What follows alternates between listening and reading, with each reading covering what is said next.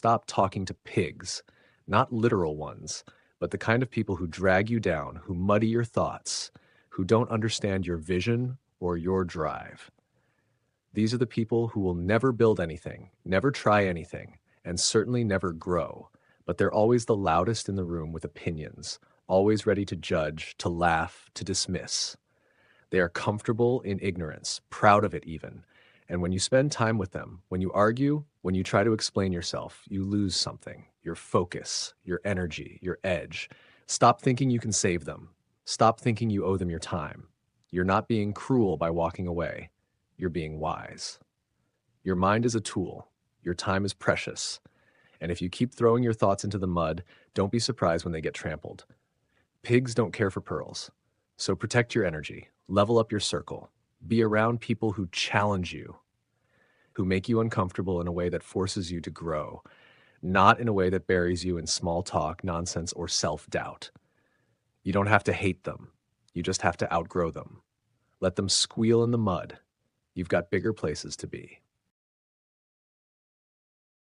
The idea that you need to stop engaging with people who are content in their ignorance, who refuse to grow, who mock ambition and discipline as if they're flaws rather than strengths, is not just advice. It's a survival tactic.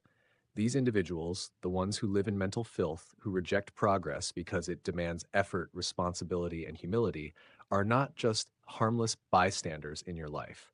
They are active obstacles. They are the ones who will scoff at your dreams, roll their eyes at your discipline, and mock your ambition as if it's a disease rather than a gift.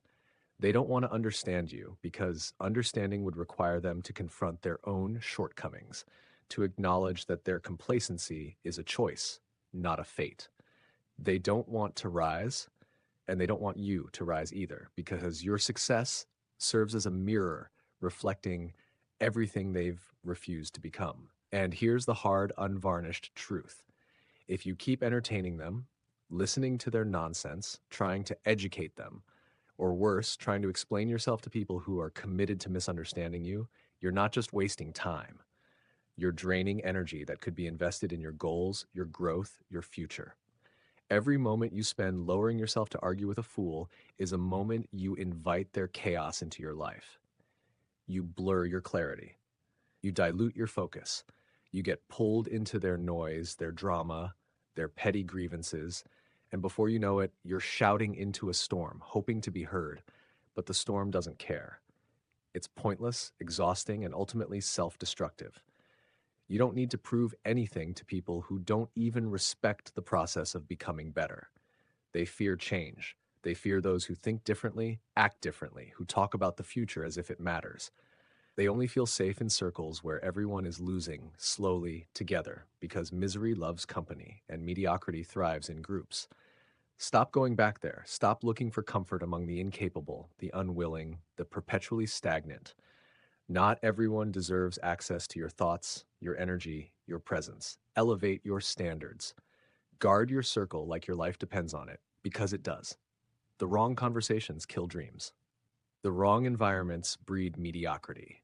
The wrong people will drain you of your ambition, your drive, your belief in what's possible, and replace it with doubt, cynicism, and resignation. Be around people who sharpen your vision, who challenge your ideas with insight, not sarcasm. Be around people who make you want to speak less and do more, not explain more and do less. This isn't about arrogance. It's about alignment. You're not better than anyone, but you're not meant for everyone. The people who matter will meet you at the level of your mindset, not drag you into mental poverty and call it loyalty. They will push you, inspire you, hold you accountable, and celebrate your wins without resentment. They will understand that growth is a journey, not a destination, and they will walk that path with you, not stand in your way. The others, the ones who wallow in ignorance, who reject progress, who mock what they don't understand, they will always be there, squealing from the sidelines, trying to pull you back into the mud. Let them squeal, let them mock, let them wallow. They were never meant to understand the language of lions. Your focus, your energy, your time, these are finite resources, and every second you spend engaging with people who don't deserve it is a second stolen from your potential. Walk away. Be unapologetic about your evolution. Surround yourself with those who lift you up, not those who weigh you down. The world is full of noise, but your success depends on your ability to tune it out, to focus on what matters, to refuse to be distracted by the petty, the ignorant, the small-minded. You have a choice. You can waste your time arguing with pigs, or you can rise above, focus on your goals, and let your results speak for themselves. The pigs will always be there, but you don't have to be. Your life, your future, your legacy, they're too important to be derailed by those who don't share your vision.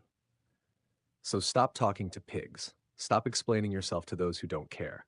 Stop seeking validation from those who don't deserve to give it. Your path is yours alone, and the only opinions that matter are those of the people who are walking it with you, who believe in you, who challenge you to be better. The rest is just noise. Let it fade into the background. Your destiny is too bright to be dimmed by the shadows of those who refuse to rise. This isn't just about cutting off toxic people.